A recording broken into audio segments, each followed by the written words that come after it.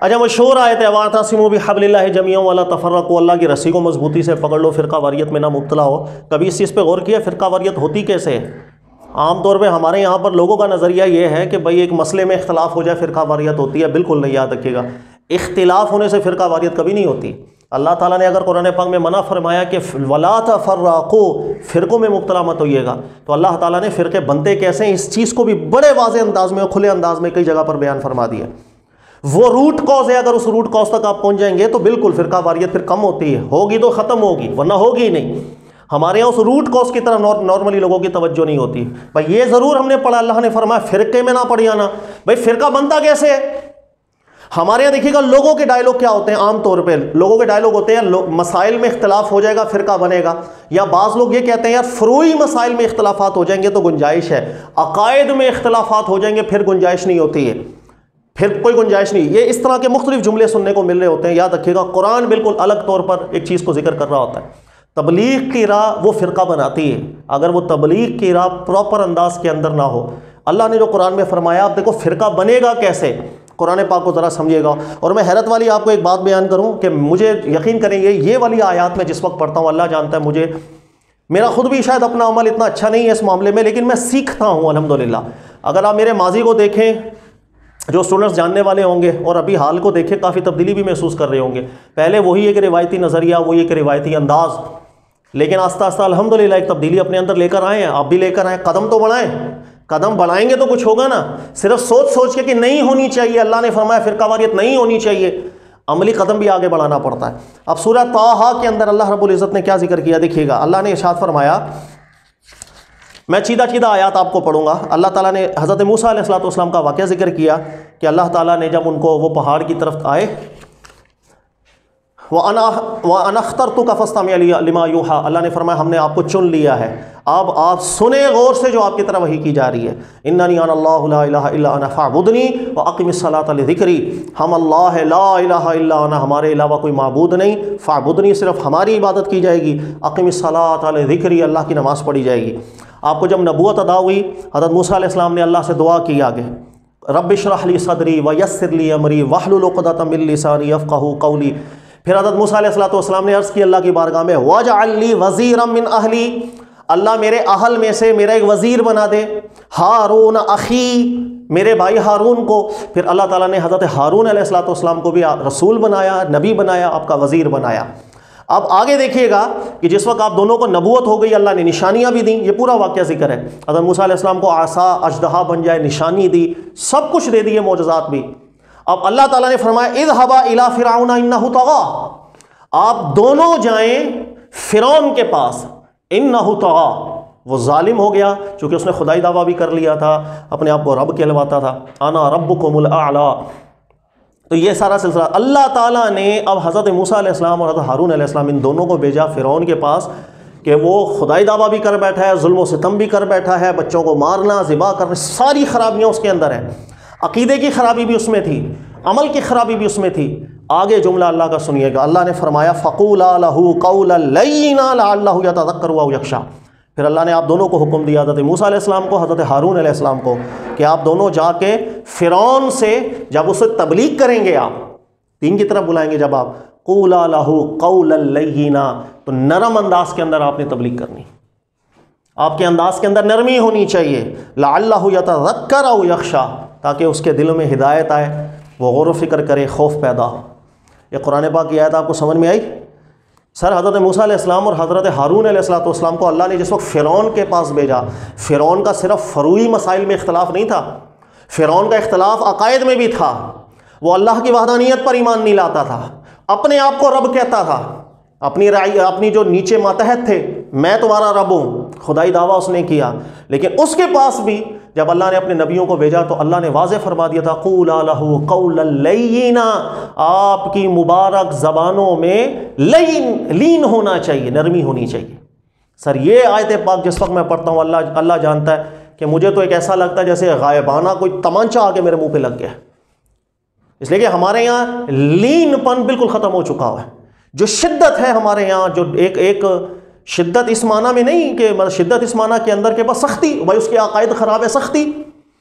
یار فرعون سے برا تو کوئی نہیں، جتنے بھی فرقے ہیں، اب کسی بھی فرقے کو کھڑا کر دو، کیا وہ فرقہ میرا آپ سے فرعون سے زیادہ برا تھا؟ آپ بولیں گے نہیں، یہ کلمہ گو ہیں، چلو عقائد میں اختلاف ہے، فروعی مسائل میں اختلاف ہے، لیکن کلمہ گو ہے رسول اللہ صلی اللہ علیہ وسلم کا، کلمہ گو ہے۔ فرعون کلمہ نہیں پڑھتا تھا، خدائی دعویٰ کرتا تھا، اس سے کم درجہ ہی ہے نا ان کا۔ اگر ان سے کم درجہ ہے تو اگر ان کی بارگاہ کے لیے یعنی موسیٰ علیہ السلام اور ہارون علیہ السلام کے لیے اللہ نے حکم ارشاد فرمایا تھا کہ قولا لہ قولا لینا، ایک نرمی ہونی چاہیے، تبلیغ کے معاملے میں نرمی ہونی چاہیے۔ باقی کیا رہ گیا؟ ہم کس منہ سے سختی کر رہے ہوتے ہیں کہ بھئی یہ کلمہ گو ہے، صرف فرقہ اس کا الگ ہے اور میں سخت رویہ رکھ رہا ہوں، وہ گمراہ، وہ بدمذہب، وہ کافر، اس مسجد میں نہیں جانا، وہ گمراہ، وہ کافر۔ میں نے اتنی سختی کہاں سے رکھ لی اپنے لہجے میں؟ اللہ نے تو اپنے نبیوں کو بھی یہ تعلیم نہیں دی تھی۔ قرآن اللہ کے نبی علیہ السلام کے لیے بھی ارشاد فرماتا ہے وَلَوْ كُنْتَ فَظًّا غَلِيظَ الْقَلْبِ، کہ اگر آپ سخت ہوتے یہ لوگ آپ کے پاس نہ آتے۔ اللہ نے رسول اللہ صلی اللہ علیہ وسلم کو بھی ایک نرم دل بنایا۔ اب دیکھیں حدیث اپنی سند اور متن میں کیسے زبردست قسم کی حال ہوتی ہے۔ بخاری کی حدیث سنا رہا ہوں آپ کو، اللہ کے نبی صلی اللہ علیہ وآلہ وسلم تشریف فرما تھے، یہ کچھ کفار آئے، وہ کفار نے آ کر کے السلام علیکم، السلام نہ بولا، السلام علیکم، یہ تھوڑا سا ایک بد دعائیہ جملہ نکلتا ہے۔ عائشہ صدیقہ رضی اللہ تعالیٰ عنہ پاس تھی ام المومنین، انہوں نے سن لیا، اللہ کے نبی علیہ السلام نے فرمایا وعلیکم۔ عائشہ صدیقہ نے جب یہ سنا، برداشت نہ ہوا کہ میرے سامنے میرے رسول صلی اللہ علیہ وسلم کو انہوں نے بد دعائیہ کلمہ بولا، عائشہ صدیقہ سے برداشت نہ ہوا، رسول اللہ صلی اللہ علیہ وسلم کے سامنے ان کو برا بلا کہنے لگ گئی، تمہاری ہمت کیسے ہوئی، تم نے یہ جملہ منہ سے نکالا، بد دعائیہ جملہ کیوں نکالا؟ جب اللہ کے نبی علیہ السلام نے یہ چیز سنی، اللہ کے نبی علیہ السلام نے تاریخی جملہ ارشاد فرما دیا، سبحان اللہ، اے عائشہ، اللہ ہر کام میں نرمی کو پسند کرتا ہے۔ سبحان اللہ، تبلیغ کی راہ میں نرمی نہیں، فرقہ کبھی ختم نہیں ہو سکتا۔ زیادہ سے زیادہ ہمارے یہاں جو سخت رویہ ہے، فلانا ایسا، فلانا ایسا، دلیل کیا ہے یار؟ اختلاف ہے یا عقیدے میں اختلاف؟ فرعون سے بڑا تو اختلاف نہیں نا، اس کے لیے بھی نرمی کا حکم تھا تبلیغ کے معاملے میں، آج ہمارے لیے بھی نرمی کا حکم ہونا چاہیے۔ میں اس چیز پہ پہنچا، چونکہ ہم پاکستانی ہیں، ہمیں غصہ بڑا آتا ہے، تھوڑے جذباتی بھی بہت زیادہ ہوتے ہیں، تو میں لوگوں کو اکثر بولتا ہوں کہ جتنا غصہ یہاں ہم نکال رہے ہوتے ہیں نا کہ وہ غلط، وہ صحیح، وہ گمراہ، وہ بد مذہب، اتنا غصہ آپ اپنی دلیل پہ نکالو۔ آپ کا جو موقف ہے اس موقف کو ثابت کر کے دکھاؤ، آپ بولو لاؤ میں آپ کو ثابت کر، یہاں غصہ نکال دو، آپ اپنی دلیل اتنی مضبوط بیان کرو، استدلال اتنا مضبوط بیان کرو کہ جو سننے والا ہو وہ قائل ہو کہ ہاں بھی بندے نے بات ایسی کی ہے جس کو میں جھٹلا نہیں سکتا، جس کو میں رد نہیں کر پاؤں گا، رد کروں گا تو اس سے بڑی دلیل لانی پڑے گی مجھے۔ آپ سارا غصہ اپنے استدلال پہ نکالو، بس لوگوں پہ مت نکالو، وہ گمراہ، وہ بد مذہب، وہ منکر حدیث، وہ فلانا۔ کیا ہو گیا؟ ہر ایک کو اپنی آخرت کی فکر ہے، مجھے بھی اپنی آخرت کی فکر ہے، میں کیسے اللہ کے نبی علیہ السلام کے فرمان عالی شان کو جھٹلاؤں؟ کوئی روایت ثابت ہو، لیکن ثابت تو ہو، صرف سند کافی ہوتی ہے، متن نہیں دیکھنا پڑتا۔ آپ نے تو بھی اس کا مطلب علماء کو پڑھا ہی نہیں، اس کو پڑھا ہے۔ عقائد میں اختلاف، یہ اختلاف ذہن میں رکھیے گا، فرعون سے بڑا اختلاف کسی کا نہیں تھا۔ یہ وہ رویہ ہے، جب تک ہمارا رویہ نہیں تبدیل ہوگا نہیں فرقہ واریت ختم ہو سکتی۔ ہم صرف قرآن پڑھیں گے، لا تفرقوا، فرقہ نہیں کرنا، لیکن خود کریں گے، اور اوپر حدیث ایک بیان کر دیں گے کہ اللہ کے نبی علیہ الصلوۃ والسلام سے حدیث آئی ہے کہ میری امت 73 فرقوں میں بٹے گی، یہود و نصارہ میں 72 ہوئے تھے، میری امت میں 73 فرقے ہوں گے، سارے جہنم کے اندر جائیں گے، صرف ایک جنت کے اندر جائے گا۔ پھر بات وہی ہے کہ ہم نے پڑھا ہی نہیں ہے حدیث ٹھیک ہے یا نہیں، اس کی سند میں بھی مسئلہ رہا ہے، اس کے متن میں بھی مسئلہ رہا ہے، ہم نے پڑھا ہی نہیں علماء کو کبھی۔ اس روایت کی بنیاد پر بھی ہم جہنمی بتاتے ہیں، کیونکہ ہر فرقہ اپنے آپ کو تو جنت ہی سمجھے گا نا، اس کے نزدیک باقی سب جہنمی ہو گئے، وہ کہاں سے اپنے رویے میں نرمی لائے گا؟ یہ جو حدیث ہے اس پہ پھر کبھی تفصیلی کلام میں آپ کو کر کے بتاؤں گا، مختصر سنیں۔ اس حدیث کے جتنے طریق آئے، ایک بھی ترک اپنی ذات میں صحیح نہیں ہے، راویوں میں مسئلہ تھا، اس لیے متقدم محدثین میں سے ایک نے بھی اس کو صحیح نہیں کہا۔ متاخرین محدثین میں سے بہت آئے ہیں کہ جنہوں نے کثرت ترک کی بنیاد پر اس کو حسن درجہ قرار دیا، یہ ذہن میں رکھیے گا۔ فی نفسی اس کا کوئی ایک طریق بھی سند کے عیب سے خالی نہیں ہے، اس کو حسن اس لیے قرار دیا کثرت ترک کی بنیاد پر۔ اس کے باوجود بھی سند میں یہ حدیث اگر ٹھیک بھی ہوئی ہے، اس کے متن پہ بڑے بڑے علماء آبجیکشن کر کے جا چکے ہیں، اس لیے کہ یہ حدیث صریح قرآن پاک کے خلاف چلی آتی ہے، قرآن کے خلاف۔ کہ علامہ شوکانی کو پڑھیے گا، نہیں قبول کریے گا اس حدیث کے متن کو۔ علامہ ابن حزم نے بھی اعتراض کیا کلہم فی النار کے جملے کے اوپر کہ نہیں، کوئی جہنم میں سارے جائیں گے، حدیث اللہ کے نبی علیہ السلام کا مبارک فرمان لگ ہی نہیں رہا۔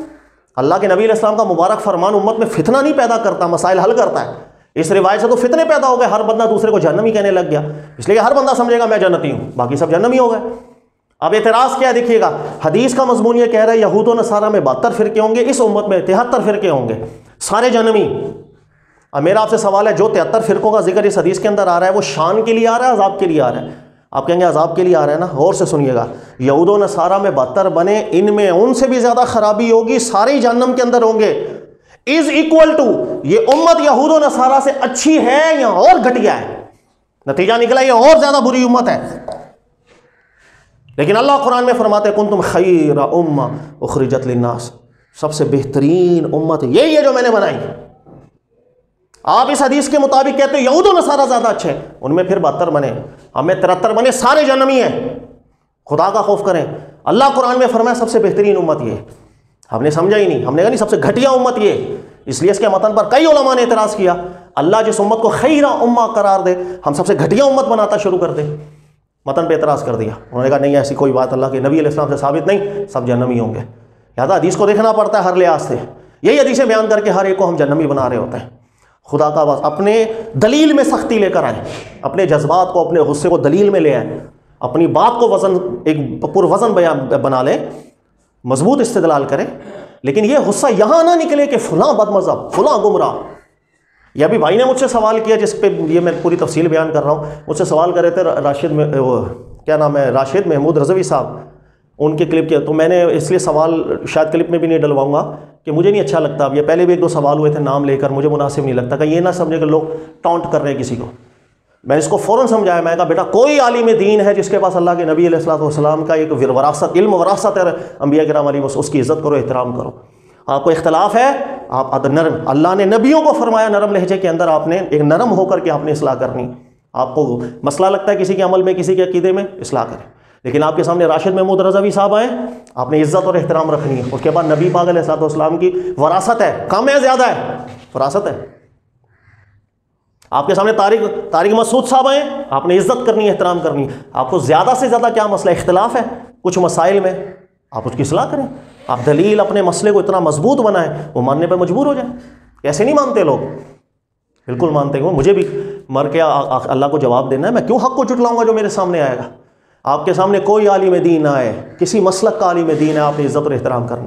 میں اس کو دنیاوی مثال سے بھی سمجھاتا ہوں، لوگوں کو اکثر میں سمجھ میں بھی دنیاوی مثالیں آتی ہیں نا، باقی مثالیں صحیح سمجھ میں نہیں آتی ہیں۔ دنیاوی مثال دیکھیے گا، آج کل پاکستان کے اندر عمران خان صاحب کے بہت زیادہ فینز ہیں، اور اتنے فینز ہیں کہ عمران خان صاحب کی کوئی چیز کسی کو مل جائے، سگنیچر کسی چیز کے اوپر ہو جائے، آپ کو پتہ ہے وہ بھی لوگ کروڑوں میں خرید لیتے ہیں۔ میں سمجھانے کے لیے بات کر رہا ہوں، سمجھیے گا۔ ایک آپ کے سامنے یہاں 3 لڑکے آ جائیں، ایک کے پاس عمران خان صاحب کی ٹی شرٹ ہو، ایک کے پاس عمران خان صاحب کا موبائل ہو، اور ایک کے پاس عمران خان صاحب کا صرف ایک پین ہو۔ اس کی شرٹ بک جائے گی 4-5 کروڑ میں، ایک مثال ہے، موبائل بک جائے گا 10 کروڑ میں، پین بک جائے گا 1-2 کروڑ میں۔ لیکن میرا آپ سے سوال ہے، اس کے پاس عمران خان صاحب کی بڑی چیز تھی، دوسرے کے پاس اور بڑی، تیسرے کے پاس ایک چھوٹی سی بھی چیز تھی، لیکن آپ لوگ کیا اس چھوٹی چیز کی بنیاد پر اس لڑکے کو ذلیل کرو گے؟ یا آپ بولو گے چھوٹی صحیح ہے کس کی ہے؟ جس سے ہم پیار کرتے ہیں، آپ اس کی عزت کر لو گے۔ یہ میں نے دنیاوی مثال دی ہے، اس سے زیادہ اچھی مثال میں نہیں دے سکتا۔ ہر عالم دین کے پاس اللہ کے نبی کی وراثت کا حصہ ہے، وہ بریلوی عالم دین ہو، دیوبندی عالم دین ہو، اللہ کے نبی کی وراثت کا سب کے پاس حصہ ہے۔ کسی کے پاس اگر زیادہ ہے، کسی کے پاس کم ہے تو صحیح، اس کے پاس ٹی شرٹ تھی، اس کے پاس پین نہیں ہے، صحیح تھا تو صحیح، آپ پیار ہی کرو گے۔ آپ عزت رکھو اپنے دل میں، احترام رکھو، اختلاف کو سمجھائیں، دلیل سے بات کریں، اتنی وزنی کے سامنے نہ مانے، یا آپ کو منوا دے وہ آپ سے بھی زیادہ وزنی بات کریں، آپ مان جاؤ، اس میں ٹینشن کیا ہے؟ لہٰذا بیٹا اپنے لہجوں کے اندر نرمیاں لے کر آئیں۔ تو یہ میں نے اس لیے تھوڑا سا آپ کو ضمنی سوال میں سمجھا دیا۔ جزاک اللہ۔